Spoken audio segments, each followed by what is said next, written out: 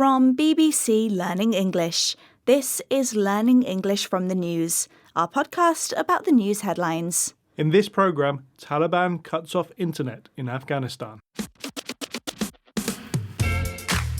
Hello, I'm Beth. And I'm Phil. In this programme, we look at one big news story and the vocabulary in the headlines that will help you understand it. You can find all the vocabulary and headlines from this episode, as well as a worksheet on our website, bbclearningenglish.com. OK, Phil, let's hear about this story.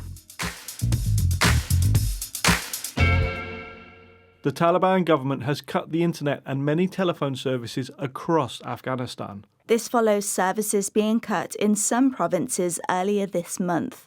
Authorities said that this was to prevent immorality. After women and girls over 12 were barred from schools, universities and many types of jobs, many of them used the internet to study online or to sell products abroad. This shutdown has stopped them from being able to do this. Afghans living outside the country have reported being unable to contact their relatives inside Afghanistan. Foreign media organisations have reported being unable to contact their offices in Kabul, and flights have also been disrupted. Let's have our first headline. This comes from CNN. Total internet blackout in Afghanistan sparks panic after Taliban vowed to stamp out immoral activities. That headline again from CNN. Total internet blackout in Afghanistan sparks panic after Taliban vowed to stamp out immoral activities. OK, there are a few things to look at in this headline. Let's start with blackout, which means that something like power, telephone services, or in this case, internet connections are completely unavailable. If something is said to be immoral, it is something society thinks is wrong. What's considered immoral changes from culture to culture. For example, in some cultures, being in debt is seen as immoral. In others, it's not.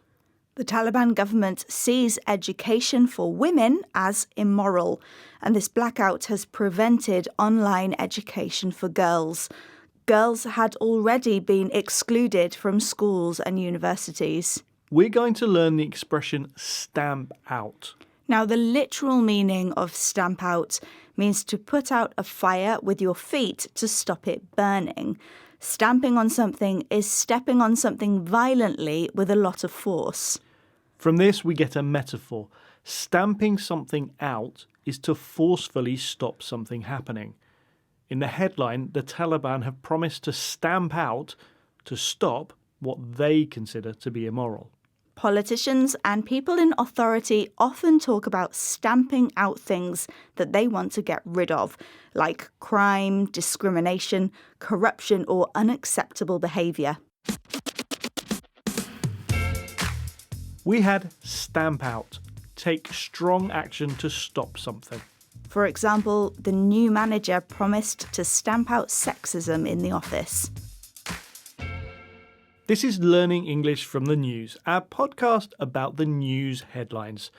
We're talking about internet and telephone services being cut off in Afghanistan.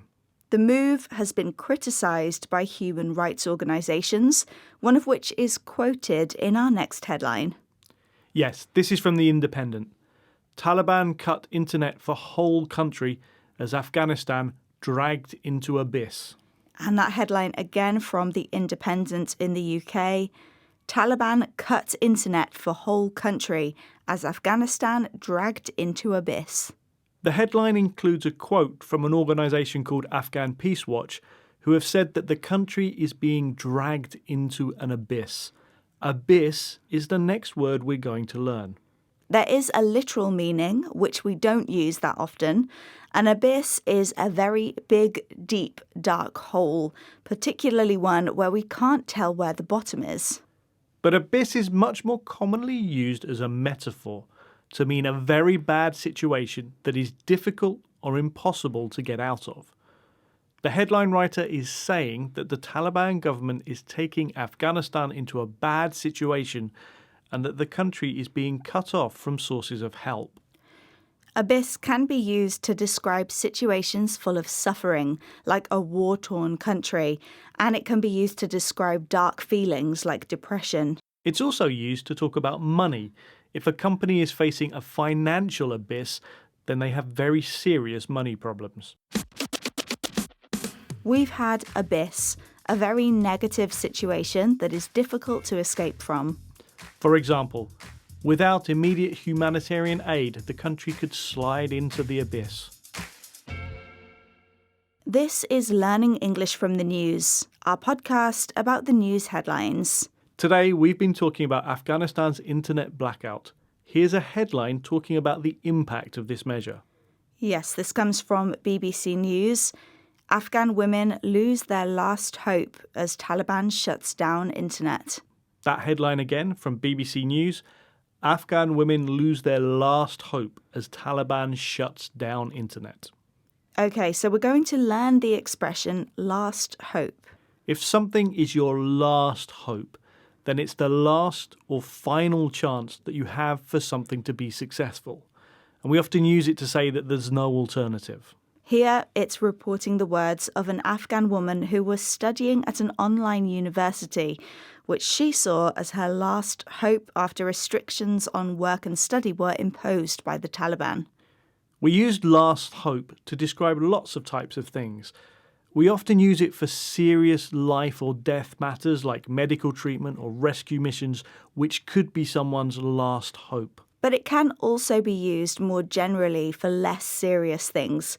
So a free kick at the end of a football match could be a team's last hope to win the game. We had last hope, the last opportunity for success. For example, the new wildlife reserve could be the last hope for keeping this species of rhino alive. That's it for this episode of Learning English from the News. We'll be back next week with another news story. If you want to practice what you've learnt, go to our website to see more example sentences and try our free worksheet. And also, don't forget to follow us on social media. Search for BBC Learning English on your favourite social media platform. Bye for now. Goodbye.